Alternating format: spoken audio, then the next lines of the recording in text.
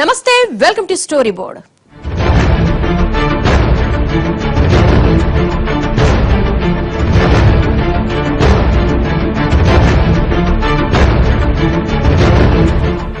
రాష్ట్రపతి పాలన ఈ ఏడాది కేంద్ర రాజకీయాల్లో ఎక్కువగా వినిపించిన మాట.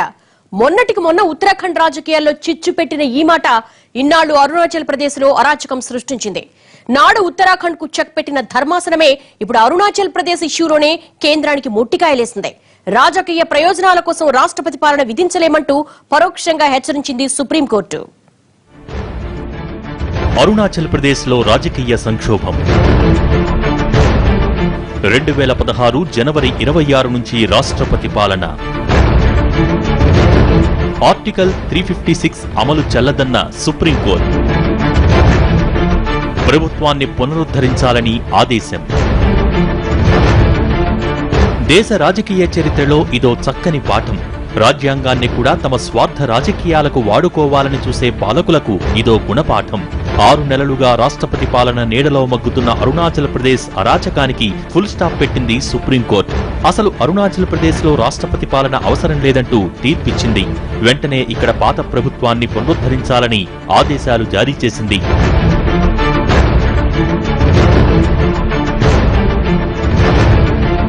మొత్తంగా సుప్రీంకోర్టు తీర్పుతో కమలదళానికి సెకండ్ షాక్ తగిలింది. మొన్నటికి మొన్నే ఉత్తరాఖండ్ లో బుద్ధులు చెప్పించుకున్న కాషాయ నేతలకు ధర్మాసనం ఏకంగా మొట్టికాయలే వేసింది. అరుణాచల్ ప్రదేశ్ లో నెలకొన్న రాజకీయ సంక్షోభానికి తెరదించింది. ఈ ఏడాది జనవరి 26 నుంచి అరుణాచల్ ప్రదేశ్ లో రాష్ట్రపతి పాలన అమల్లో ఉంది. రాష్ట్ర గవర్నర్ జ్యోతి ప్రసాద్ తీసుకున్న నిర్ణయం సబబు కాదన్న సర్వోన్నత న్యాయస్థానం ఆనాటి గవర్నర్ ఆదేశాల్ని తోసిపుచ్చింది. రాష్ట్రంలో 2015 డిసెంబర్ 15 ముందున్న నాటి పరిస్థితుల్ని పునరుద్ధరించాల్సిందేనని స్పష్టం చేసింది. అంతేకాదు అరుణాచల్ అసెంబ్లీ సమావేశాలను కూడా 1 నెల ముందు నుంచే నిర్వహించాలన్న గవర్నర్ నిర్ణయాన్ని కూడా తప్పుబట్టింది. మొత్తంగా గవర్నర్ తన అధికారాన్ని దుర్వినియోగం చేశారన్న విషయాన్ని పరోక్షంగా తన తీర్పుతో చెప్పుకొచ్చింది supreme court. It's a great day for Indian democracy and a great slap on the BJP. Nobody ever thought that any ruling party could go to this extent to murder democracy in this country. The rule of law had been torn to shreds. Constitutional provisions were given a go-by, and it seemed as if the reign of the governor, supported by the central government, had taken over the country. Sir, the governor's role also, I'm sure, is under question now.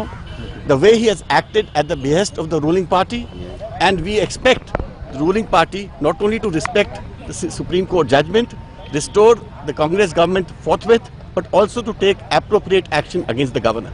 Arunachal Pradesh ఇష్యూలో supreme court వ్యవహరించిన తీరుతో కేంద్రం అత్యుత్సాహానికి బ్రేకులేసినట్టయింది.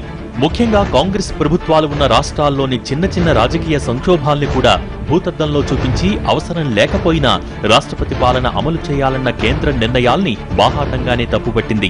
గతంలో Uttarakhand assembly పునరుద్ధరణ విషయంలో చేసిన వ్యాఖ్యల్ని పరోక్షంగా ప్రస్తావిస్తూ తక్షణమే అరుణాచల్ ప్రదేశ్ లో ప్రభుత్వాన్ని పునరుద్ధరించాలని ఆదేశాలు జారీ చేసింది. ఈ తీర్పుతో కాంగ్రెస్ ప్రభుత్వం మీద ఎదురుదాడి చేసిన రెబల్స్ కి కూడా గట్టి ఎదురుదెబ్బ తగిలినట్టయింది. అరుణాచల్ అసెంబ్లీలో సభ్యుల సంఖ్య 60.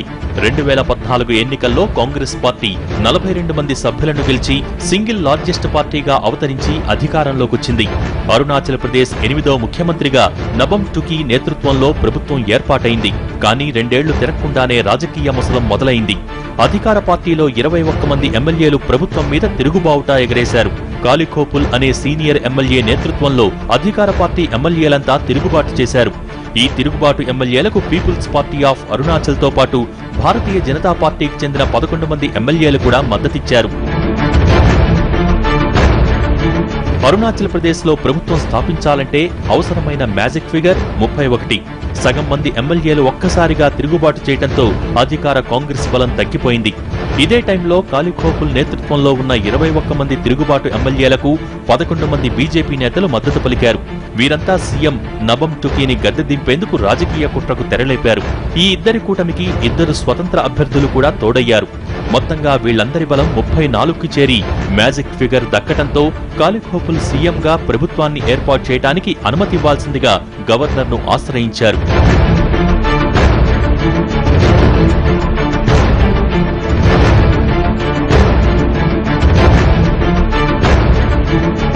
ఈ సమయంలో గవర్నర్ సీఎం నబం టుకీకి బలపరీక్ష కోరవచ్చు. అందులో ఆయన ఓడిపోతే కాలిఖోపుల్ నేతృత్వంలో ప్రభుత్వ ఏర్పాటుకి అంగీకరించవచ్చు. కానీ నాటకీయ పరిణామాల మధ్య గవర్నర్ జ్యోతి ప్రసాద్ అరుణాచల్ ప్రదేశ్లో రాష్ట్రపతి పాలనకు కేంద్రానికి సిఫార్సు చేశారు. దీనికి రాష్ట్రపతి ఆమోదముద్ర వేయడంతో జనవరి 26 నుంచి రాష్ట్రంలో రాష్ట్రపతి పాలన అమల్లోకి వచ్చింది. అప్పట్నుంచి 6 నెలలుగా అరుణాచల్ రాజకీయాలు నివురుగప్పిన నిప్పులా మండుతూనే ఉన్నాయి. ఇలా అవసరం లేకపోయినా అర్ధంతరంగా రాష్ట్రపతి పాలన విధించిన గవర్నర్ తీరు మీద కాంగ్రెస్ నేతలు మండిపడ్డారు. కానీ రాష్ట్రపతి పాలన మాత్రం తప్పలేదు. తనపై జరిగిన రాజకీయ తిరుగుబాటును ఎదుర్కొనేందుకు సీఎం నబం టుకీ సుప్రీంకోర్టును ఆశ్రయించారు. వాద ప్రతివాదనలు విన్న సుప్రీంకోర్టు రాష్ట్రపతి పాలనకు వ్యతిరేకంగా తీర్పునిచ్చింది.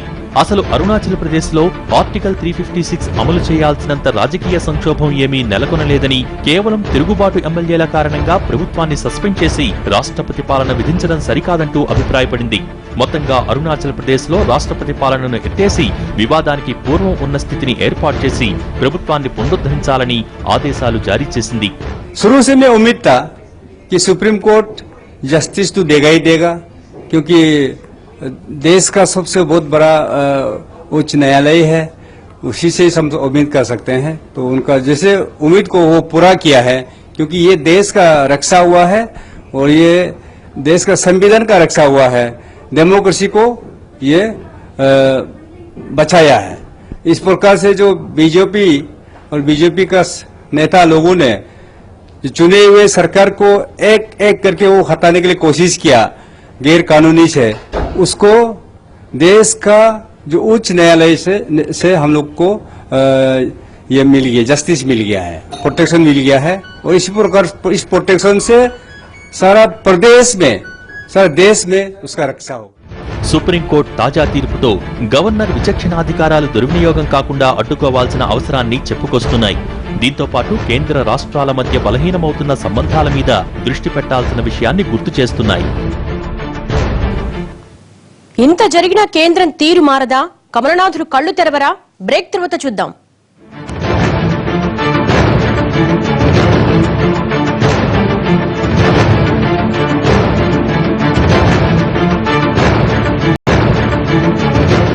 Welcome back.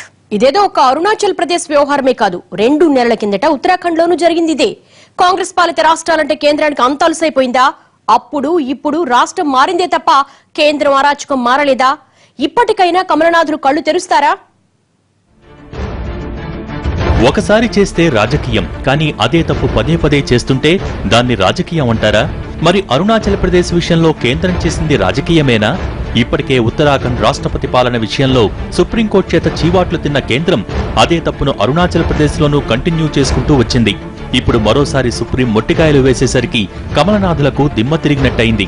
తరచి చూస్తే 2 రాష్ట్రాల్లో రాష్ట్రపతి పాలన వెనుక కాషాయ దళం కుట్రలు దాగి ఉన్నాయన్న అనుమానాలు బలపడుతున్నాయి. ఉత్తరాఖండ్, అరుణాచల్ ప్రదేశ్ 2 రాష్ట్రాల్లోనూ అధికార కాంగ్రెస్ పార్టీ ఎమ్మెల్యేలే తిరుగుబాటు చేశారు. నిజానికి అక్కడ ప్రభుత్వాన్ని పునరుద్ధరించే అవకాశం ఉన్నా 2 చోట్ల నిర్బంధంగా రాష్ట్రపతి పాలన విధించారు. ఉత్తరాఖండ్లో మరీ ఘోరంగా బలపరీక్షకు ముందు రోజే అనూహ్యంగా కేంద్రం రాష్ట్రపతి పాలన విధించింది. 3 నెలల కిందట ఉత్తరాఖండ్ అసెంబ్లీలో ద్రవ్య వినిమయ బిల్లు మూజువాణి ఓటుతో నెగ్గినా ఆపై రాజకీయ సంక్షోభం మొదలై 9 మంది అధికార కాంగ్రెస్ ఎమ్మెల్యేలు తిరుగుబావుటా ఎగురవేశారు. మరోవైపు కాంగ్రెస్ రెబల్స్ తో కలిసి బీజేపీ ఎమ్మెల్యేలు ప్రభుత్వ ఏర్పాటుకి పావులు కదిపారు. ఆ టైంలో అవసరం లేకపోయినా రావత్ ప్రభుత్వం విశ్వాసం కోల్పోయిందంటూ కేంద్రం రాష్ట్రపతి పాలన విధించింది. దీనిపై రావత్, కేంద్రం మధ్య పెద్ద న్యాయ పోరాటమే జరిగింది. హైకోర్టు, సుప్రీంకోర్టుల్లో వాదనలు నడిచాయి. చివరికి బల నిరూపణకు రావత్కు అవకాశమివ్వాలని సుప్రీం తీర్పు ఇవ్వడంతో బీజేపీ ఎత్తుగడలు నిర్వీర్యమైపోయాయి. ఆ 9 మంది రెబల్ ఎమ్మెల్యేలను స్పీకర్ సస్పెండ్ చేయడంతో వాళ్లు సుప్రీంను ఆశ్రయించారు. కానీ అక్కడ వాళ్లకు చుక్కెదురు కావడంతో పాటు విశ్వాస పరీక్షలో పాల్గొనటానికి వీల్లేదని ఆదేశాలొచ్చాయి. ఉత్తరాఖండ్లో రాష్ట్రపతి పాలన అమల్లో ఉండటం వల్ల బలపరీక్ష సాధ్యం కాకపోయినా 2 గంటల పాటు ఆర్టికల్ 356ని సడలించి మరీ సుప్రీంకోర్టు బలపరీక్ష నిర్వహించింది. రెబల్స్ లేకుండా జరిగిన ఈ విశ్వాస పరీక్షలో హరీష్ రావత్ ప్రభుత్వం బలం నిరూపించుకుంది. ఉత్తరాఖండ్ వ్యవహారంలో కేంద్ర రాష్ట్ర ప్రభుత్వాల మధ్య వాద ప్రతివాదనలు హైకోర్టు నుంచి సుప్రీంకోర్టు వరకు నడిచినా అంతిమ విజయం ఉత్తరాఖండ్ ప్రభుత్వానిదే అయింది. उपनल कर्मी दोस्तों से कहना चाहता हूं कि वो सरकार की सीमाओं को समझें और संवैधानिक व्यवस्था को भी समझें मैं लगातार प्रयास कर रहा हूं कि कोई ऐसा रास्ता निकल आए जिसमें संवैधानिक आरक्षण का भी सम्मान हो जाए, उपनल कर्मियों के भविष्य को भी संरक्षित किया जा सके। ఈ వివాదం ఉత్తరాఖండ్లో అధికారం దక్కించుకోవటానికి బీజేపీ చేసిన రాజకీయ కుట్రగా మిగిలిపోయింది. మోడీ, అమిత్ షా తీరుపై పెద్ద ఎత్తున విమర్శలు వచ్చాయి. కల్లోలంగా ఉన్న ఆ రాష్ట్ర కాంగ్రెస్ వ్యవహారంలో జోక్యం చేసుకుని అత్యుత్సాహం ప్రదర్శించడం వల్లే ఈ పరిస్థితిని సీనియర్లు చీవాట్లు కూడా పెట్టారు. అవసరం లేకపోయినా బలపరీక్షకు ఒక్కరోజు ముందు రాజకీయ అనిశ్చితిని సాకుగా చూపించి రాష్ట్రపతి పాలన విధించడం కమలనాథుల తొందరపాటు చర్యని విమర్శలొచ్చాయి. మోడీ, అమిత్ షా, రాజ్నాథ్ సింగ్ వంటి ఉద్దండులు కూడా ఉత్తరాఖండ్ విషయంలో తప్పుడు నిర్ణయాలే తీసుకున్నారు. వాస్తవానికి ఇంకో ఏడాదిలో పదవీకాలం పూర్తి కానున్న రాష్ట్రం కోసం కక్కుర్తి రాజకీయాలు చేశారు. కొన్ని చోట్ల తన స్థాయిని, రాజకీయ విలువల్ని పక్కనబెట్టి మరీ వ్యవహరించిందన్న విమర్శలు ఎదుర్కొంది. ఉత్తరాఖండ్ అధికార కాంగ్రెస్ లోనే అంతర్గత పోరు తీవ్రంగా ఉంది. కొన్నాళ్ల పాటు పట్టించుకోకుండా వదిలేస్తే అది కాంగ్రెస్ సర్కారును కూల్చేసేదే. ఇలాంటి టైంలో బీజేపీ ఎంచక్క ఈ పొలిటికల్ సినిమా చూస్తూ కూర్చుంటే సరిపోయేది. కమలనాథులు కాస్తంత ఓపిగ్గా ఉంటే వచ్చే ఏడాది ఎన్నికల్లో ఖచ్చితంగా గెలిచే అవకాశాలు పెరిగేవి. సర్కారు కూలిపోయి ఎన్నికలొచ్చినా బీజేపీ సులువుగా అధికారంలోకొచ్చేది. కానీ అంతకాలం ఆగలేకపోయిన మోడీ సర్కార్ ఇలా ఆర్టికల్ 356 అనే అడ్డదారిలో అసెంబ్లీని సుప్తచేతనావస్థలోకి పంపి చివరికి సుప్రీంకోర్టు చేత చీవాట్లు తినాల్సి వచ్చింది. I would like to say that the democracy has been restored and the central government tried its best to mull the democracy, to kill the democracy, to murder the democracy insofar as the state of Arunachal Pradesh is concerned and subsequently in Uttarakhand. So by restoring the government and making a landmark decision, I think the democracy has been restored and for this the entire country should be thankful to this landmark decision of the Supreme Court. పీఠమెక్కాక Congress ముక్త భారత్ నినాదంతో గళమెత్తిన కమలదళం ఈశాన్య రాష్ట్రాల్లోనూ పాగా వేయాలని పావులు కదుపుతోంది. దశాబ్దాలుగా కాంగ్రెస్ కి కంచుకోటలుగా ఉన్న ఈశాన్య రాష్ట్రాల్లో మొన్ననే అసోంలో జెండా పాతినా మిగిలిన రాష్ట్రాల్లోనూ పాతుకుపోవాలని గట్టిగా ప్రయత్నిస్తోంది.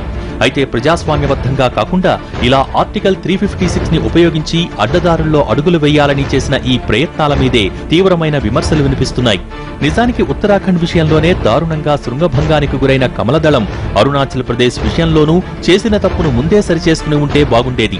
కానీ హరీష్ రావత్, నబమ్ టుకీ ఇద్దరు కాంగ్రెస్ సీఎంలు గట్టిగా పోరాటం చేయడంతో సుప్రీంకోర్టు చేతిలో మొట్టికాయలు తినాల్సిన పరిస్థితి వచ్చింది. अब सुप्रीम कोर्ट के फैसले का जो कॉन्सिक्वेंस है, मायना है, वो ये है कि 15 दिसंबर को जो भी स्थिति थी वो आज रहेगी. मतलब कि 15 दिसंबर का सूरज रहेगा और निश्चित रूप से इसका मतलब यह है कि नबम टुकी जो सरकार का कमाल समाने हुए थे वो चीफ मिनिस्टर रहेंगे और उसके बाद जैसे भी हाउस चलेगा उसका फैसला तो हाउस ही करेगा. हम सबसे पहले ये मांग करते हैं कि गवर्नर को बर्खास्त किया जाए. అంతేకాదు ఈ అత్యుత్సాహంతో కాంగ్రెస్ ముక్త భారత్ నినాదానికి తూట్లు పడటంతో పాటు రాజకీయ ఎత్తుగడల్లో కాంగ్రెస్ కి బీజేపీకి పెద్ద తేడా లేదన్న అపవాదును కూడా కట్టబెట్టాయి. మరోపక్క బీజేపీ మీద వ్యతిరేకతను పెంచాయి. ఇంకా చెప్పాలంటే ఇప్పుడిప్పుడే పురుడు పోసుకుంటున్న మోడీపై వ్యతిరేకతను ఈ రెండు రాష్ట్రాల ఉదంతాలు మరింతగా పెంచాయి. మొత్తంగా ఇప్పటికైనా కమలనాథులకు బుద్ధి వచ్చిందో రాలేదో తెలియదు కానీ దేశవ్యాప్తంగా కమల దళపతుల పరువు మాత్రం గంగలో కలిసిపోయింది.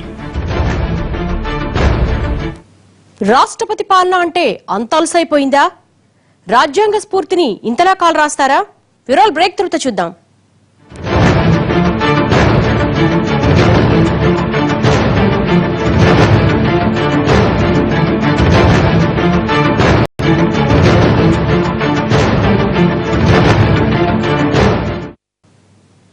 Welcome back. రాష్ట్రపతి పాలన అంటే కేంద్రానికి అంత అలసైపోయిందా? రాజకీయ కుట్రలకు రాజ్యాంగంలోని ఆర్టికల్ అనే ఆయుధాలుగా వాడేస్తారా? ఆర్టికల్ 356 కేంద్రం చేతిలో కీలుబొమ్మగా మారిందా? తమ స్వార్థ రాజకీయ ప్రయోజనాల కోసం గవర్నర్లను కూడా కేంద్రం కీలుబొమ్మలుగా మారుస్తోందా? రాజకీయాల కోసం రాజ్యాంగ స్ఫూర్తిని కాలరాస్తున్నారా?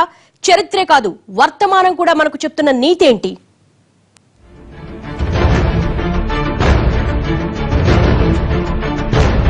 కేంద్ర రాష్ట్ర ప్రభుత్వాల మధ్య సంబంధాలు అనేది అదో పెద్ద ప్రహేళిక.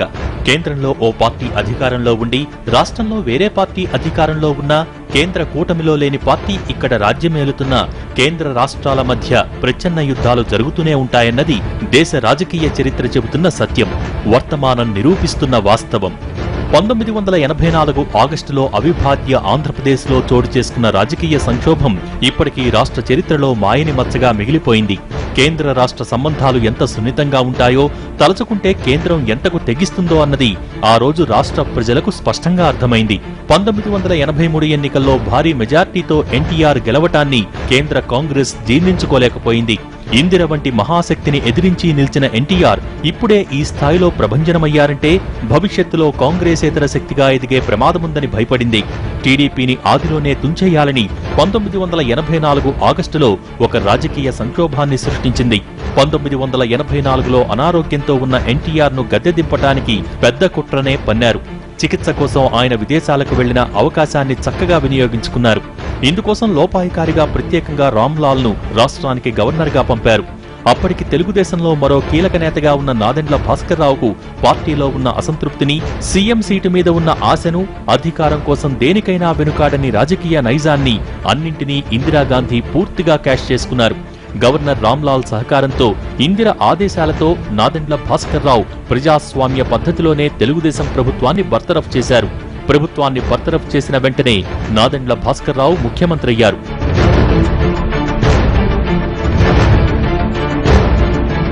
దీంతో ఎన్టీఆర్ మరోసారి ప్రజల ముందుకెళ్లి న్యాయం అడిగారు. అప్పటి జాతీయ నాయకుల సహాయంతో కాంగ్రెస్ రాజకీయ కుట్రను ఛేదించగలిగారు. కుట్ర జరిగిన నెల రోజుల తర్వాత మళ్లీ సీఎం పీఠాన్ని అధిష్ఠించారు. ఆనాటి సంక్షోభం తర్వాత నాదెండ్ల భాస్కర్రావు, రామ్లాల్ రాజకీయ చరిత్రహీనులుగా మిగిలిపోయారు. న్యాయం కోసం ఎవరైనా రోడ్డెక్కడిగితే కేంద్రం సమాధానం చెప్పకపోవచ్చు, కానీ కోర్టుకెక్కి అడిగితే చచ్చినట్టు సమాధానం చెప్పాల్సిందే. గతంలో కూడా రాష్ట్రాలపై పార్లమెంటు అధికారాల్ని ప్రశ్నిస్తూ ఎంతో మంది సుప్రీంకోర్టును ఆశ్రయించారు. ఇందులో ముఖ్యంగా ప్రస్తావించాల్సింది S R Bommai versus Union of India కేసునే. 1994లో కర్ణాటకలో రాష్ట్రపతి పాలన విధించినప్పుడు అప్పటి నాయకుడు ఎస్ఆర్ బొమ్మాయి రాజ్యాంగంలో రాష్ట్రపతి పాలన గురించి ఉన్న ఆర్టికల్ 356ను ప్రశ్నిస్తూ సుప్రీంకోర్టులో పిటిషన్ వేశారు. దానిని పరిశీలించిన సుప్రీంకోర్టు అసలు రాష్ట్రపతి పాలన అన్నది న్యాయసమ్మతమేనా అని ప్రశ్నించింది. ఈ కేసును పరిశీలించిన సర్వోన్నత న్యాయస్థానం ఆర్టికల్ 356 ప్రకారం ఏకపక్షంగా రాష్ట్ర ప్రభుత్వాలను రద్దు చేసే అధికారం పార్లమెంటుకు లేదని తీర్పునిచ్చింది. ఎస్ఆర్ బొమ్మాయి కేసులనే కాదు, ఎన్నో సందర్భాలలో పార్లమెంట్ సర్వాధికారి కాదని, రాష్ట్ర అసెంబ్లీ నిర్ణయానికి భిన్నంగా పార్లమెంటు వ్యవహరించేందుకు వీలు లేదని సుప్రీంకోర్టు అభిప్రాయపడింది. పార్లమెంటు చేసే చట్టాలను కూడా సమీక్షించే హక్కు తనకు ఉంటుందని కేశవానంద భారతి కేసులో విస్పష్టంగా చెప్పింది. పార్లమెంటులో 5 ఏళ్లు పాలించేందుకు ప్రజలిచ్చిన మెజార్టీని పార్టీలు తమ రాజకీయ ప్రయోజనాల కోసం వాడుకోవటం, దేశాన్ని దీర్ఘకాలికంగా దెబ్బతీసే నిర్ణయాలకు ఉపయోగిస్తామంటే కోర్టులు అంగీకరించవని ఆనాడే స్పష్టం చేసింది. ఈనాడు అరుణాచల్ ప్రదేశ్ విషయంలో మరోసారి దాన్ని రుజువు చేసింది. और अभी कांग्रेस पार्टी का जीत हुआ है और कांग्रेस पार्टी का सरकार चलेगा और बाकी वही अन्य पार्टी नहीं है क्लेम करने के लिए। हाँ, कांग्रेस पार्टी का अंदर में अगर किसी का कोई भी ग्रीवेंसेस है तो कांग्रेस पार्टी का अंदर में उसका ये बातचीत होगा, उसका सोल्यूशन होगा। उस दिन पार्टी का अंदर में वो सब सोल्यूशन हो सकता है। తాజా అరుణాచల్ ప్రదేశ్ వ్యవహారంలో కేంద్రం అత్యాశ, అత్యుత్సాహం మీద ప్రతిపక్షాల నుంచి భారీగా విమర్శలు వెల్లువెత్తుతున్నాయి. ప్రజాస్వామ్యం అంటే ఏంటో మోడీకి తెలియజేసినందుకు సుప్రీంకోర్టుకు ధన్యవాదాలంటూ రాహుల్ గాంధీ ట్వీట్ చేశారు. ఇక కాంగ్రెస్ సీనియర్లు కూడా దొరికిన వాళ్లు దొరికినట్టు మోడీని ఆడుకున్నారు. మోడీ అంటే ఒంటి కాలిపై లేచే ఢిల్లీ సీఎం కేజ్రీవాల్ కూడా కేంద్రం మీద ఘాటుగా స్పందించారు. देखिए, जब से मोदी सरकार बनी है, मोदी जी को ना तो संविधान में यकीन है, ना जनतंत्र में यकीन है। वो जिस तरह से तानाशाही से इस देश को चलाना चाहते हैं, वे विपक्षी सरकारों को तोड़ रहे हैं, विपक्षी सरकारों को गिरा रहे हैं, संविधान के विरुद्ध काम कर रहे हैं, विपक्षी सरकारों को चलने नहीं दे रहे हैं। 2 बार सुप्रीम कोर्ट को से इतना जबरदस्त तमाचा लगा है मोदी सरकार को, पहले उत्तराखंड में और अब अरुणाचल प्रदेश में। मुझे लगता है कि वो इससे सबक लेंगे मोदी जी और देश में जनतंत्र को, संविधान को इज्जत करेंगे, जनता द्वारा चुनी हुई सरकारों की इज्जत करेंगे और दिल्ली में भी अब सरकार को चलने देंगे। అంతా ఇంతలా రియాక్ట్ అవుతుంటే కేంద్రం మాత్రం ఈ అంశాన్ని చాలా లైట్ తీసుకుంటోంది. ఇది కేంద్రానికి సంబంధించిన వ్యవహారం కాదని, జస్ట్ అరుణాచల్ ప్రదేశ్ అంతర్గత వ్యవహారమని చెప్పి తప్పించేసుకుంది. కేంద్రం మాట మార్చినా సరే తాజా తీర్పు కేంద్రం అధికారాలతో పాటు వాటి పరిమితులను కూడా స్పష్టంగా చెప్పుకొచ్చినట్టయింది.